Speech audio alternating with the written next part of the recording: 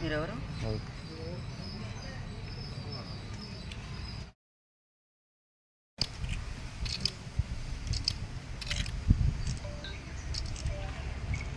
మేము ఇద్దరు ఉన్నట్టుండి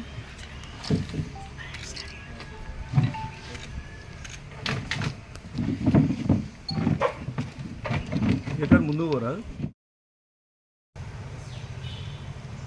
గౌరవనీయులు వరంగల్ వాయిస్ పెంచండి. Speak loudly sir. మా వరంగల్ కమిషనరు కిషోర్ ఝా ఐపీఎస్ గారి ఆదేశాల మేరకు మేము ఈ కుటుంబ తర్వాత గంజాయి తర్వాత ఈ గుట్కా వాటి మీద రైడ్ చేస్తున్నాము. ఈ క్రమంలో నిన్న రైల్వే స్టేషన్ దగ్గర ఒక అతన్ని గంజాయితో వెహికల్ చెకింగ్ దగ్గర పట్టుకోవడం జరిగింది. ఇతని పేరు మనోహర్ భాగవాన్. ఇతను మహారాష్ట్ర చెందిన వ్యక్తి.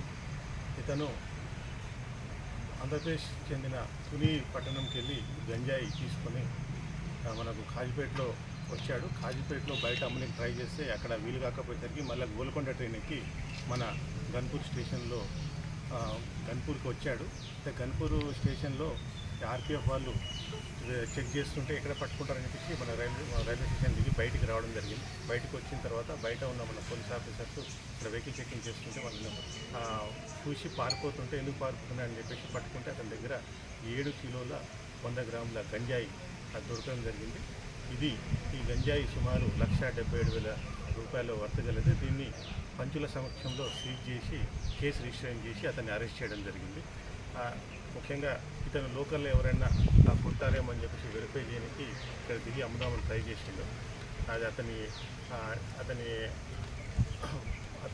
అరెస్ట్ చేయడం వల్ల ఇక్కడ గంజాయి అనేది పోవడం ఆగిపోయింది.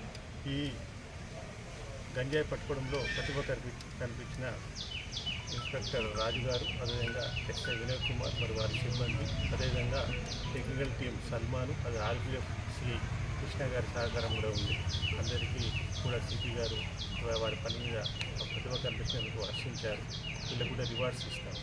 అదేవిధంగా ముఖ్యంగా గన్పూర్ నియోజకవర్గ ప్రజలకు విజ్ఞప్తి, ఈ గంజాయి అమ్మడం కానీ కొనడం కానీ సేవించడం కానీ నేరం.